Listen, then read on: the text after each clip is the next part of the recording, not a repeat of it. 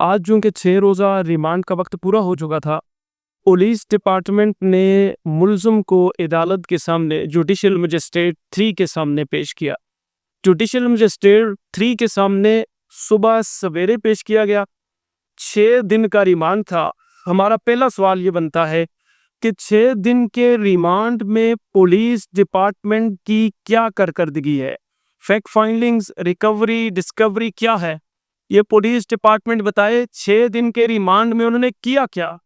ہمارا دوسرا سوال یہ بنتا ہے کہ پولیس ڈپارٹمنٹ نے اس دوران جب اس کو پیش کیا تو کیسے ممکن ہوا کہ پولیس ڈپارٹمنٹ نے جو عوام کی لیگل کمیٹی تھی اس کو انفارم نہیں کیا؟ صبح 7 سے 7:30 کے دوران وہ کورٹ میں پہنچے۔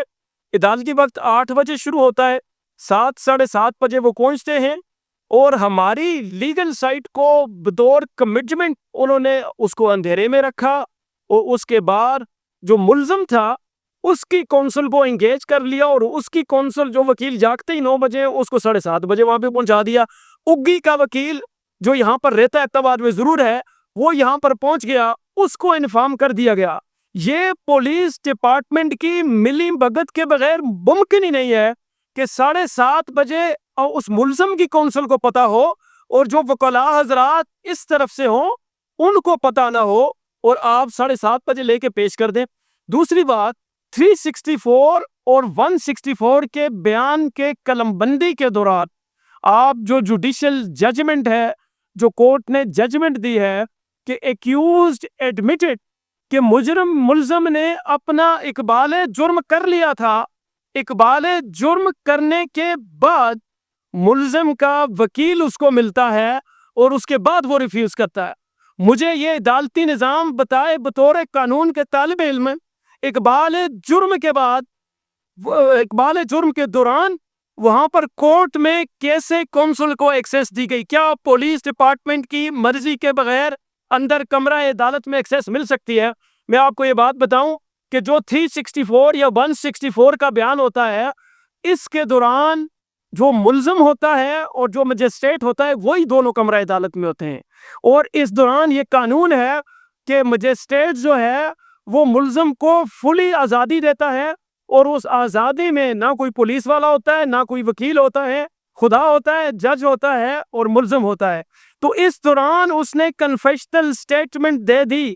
کنفیشنل سٹیٹمنٹ کے بعد آپ جو اس ججمنٹ میں جوڈیشل مجسٹریٹ نے خود لکھا ہے کہ کنفیشنل سٹیٹمنٹ کے بعد کونسل کی ملاقات ہوتی ہے اس دوران، اور کونسل سے ملنے کے بعد وہ اس کو ریفیوز کرتا ہے۔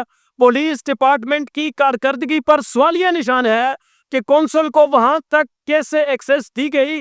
نہ وکالت نامہ لگا، جوڈیشل مجسٹریٹ اس سے زبانی کلامی پوچھ رہے ہیں کہ کیا آپ کا یہ وکیل ہے؟ وکالت نامہ لگائے بغیر جوڈیشل مجسٹریٹ کو کیسے وہاں تک اس وکیل کو ایکسیس دی گئی؟ ہمارا دوسرا سوال یہ بنتا ہے۔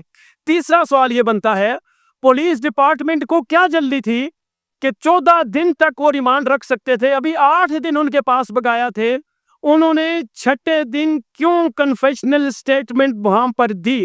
کوئی ایویڈنس نہیں، کوئی فیکٹ فائنڈنگ نہیں، کوئی ریکوری ڈسکوری نہیں، تو پھر پولیس ڈپارٹمنٹ نے بجائے فردر ریمانڈ سیک کرنے کے 364 کی سٹیٹمنٹ یا 164 کی سٹیٹمنٹ کیوں کی؟ آپ کو پتا ہے کہ آپ پچھلی 20 سالہ ہسٹری میں دیکھ لیں، جب سے یہ جوڈیشری کا نظام الگ ہوا، جوڈیشل مجسٹریٹ کا کنفیشنل سٹیٹمنٹ 1% ہے، 1% بھی نہیں۔ اگر آپ اس کو کیلکولیٹ کریں، اس کی وجہ کیا ہے؟ اس کی وجہ یہ ہے کہ جو جوڈیشل مجسٹریٹ ہوتا ہے وہ اس کا وٹنس ہوتا ہے، اور جوڈیشل مجسٹریٹ کی کوشش ہوتی ہے کہ 364 یا 164 کی کنفیشنل سٹیٹمنٹ ریکارڈ نہ کرے۔ یہاں پر یہی ہوا، 364 کی سٹیٹمنٹ ہوئی، کونسل ملی، اور اس کے بعد دوبارہ اس کو ریجیکٹ کیا گیا، اس وجہ سے کہ مجسٹریٹ کو پتا ہوتا ہے کہ کل 6 مہینے بعد، سال بعد مجھے اس کیس میں بطور گواہ آنا پڑے گا، تو وہ اس وقت کیا پتا ڈی اے ہال میں ہو، کیا پتا چترال میں ہو، کیا پتا کوہاٹ میں ہو، تو وہ پھر ایوائڈ کرتا ہے اور اس بات کا پولیس ڈپارٹمنٹ کو پتا ہے کہ جہاں پر 1% چانس ہو کنوینشنل اسٹیٹمنٹ کا، وہاں پہ آپ نے ملزم کو فردر ریمانڈ سیک کرنے کے بجائے وہاں پر آپ نے کنفیشنل اسٹیٹمنٹ 364 کے نیچے کیوں پیش کیا؟ یہ آپ کی کارکردگی کے اوپر بڑا سوالیہ نشان ہے۔ اور سب سے بڑا سوالیہ نشان 364 کے اس میں پیش کرنے پہ آپ پہ یہ ہے کہ آپ نے فردر ریمانڈ سیک نہیں کیا۔ 364 کے بعد آپ کے پاس جو وکلاء حضرات ہیں، قانون دان ہیں، وہ یہ سمجھتے ہیں کہ 364 کے بعد سیشن اور ہائی کورٹ میں ریویژن کا اختیار ختم ہو جاتا ہے۔ ادروائز ہم اس پہ ریمانڈ کے، اگر یہ ریمانڈ کے لیے ریمانڈ سیک کرتے اور جوڈیشل مجسٹریٹ نہ دیتا تو ہم سیشن کورٹ یا ہائی کورٹ میں جا سکتے تھے، لیکن یہ پراپر پلاننگ کے ساتھ تفتیشی ٹیم نے پوری گیم کی ہے۔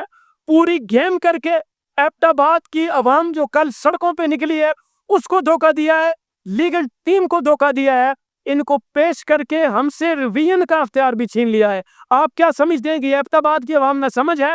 آپ اس کو شاہی مہمان بنا کر جیل میں پروٹوکول دینے لگے ہیں۔ آپ نے تفتیش کے دوران اس کے ساتھ کیا رویہ رکھا ہے؟ 6 دنوں میں آپ کی جو ریمانڈ ہے اس کا کیا اندازہ ہے؟ تسی نے اپنی 6 دھڑ دی ریمانڈ میں چاہتیا بلی ثابت کر چھوڑ دیو۔ اتنا سارا کم سارے سرکمسٹانشل ایویڈنس موجود ہے اور آپ کی 6 دنوں میں کارکردگی زیرو ہے۔ یہ عوام پولیس ڈپارٹمنٹ سے پوچھتی ہے، تفتیشیوں سے پوچھتی ہے جنہوں نے ریمانڈ کیا کہ 6 دنوں میں آپ کی کارکردگی کیا ہے۔ اس پہ جو ایکشن کمیٹی کے اکابرین ہیں وہ بات کریں گے اور ہم اس بات پہ اپنا لائے عمل دیں گے۔ میں ان سے ملتمس ہوں کہ قانونی اور عوامی عدالتوں کو مد نظر رکھتے ہوئے اپنے خیالات کا اظہار کریں۔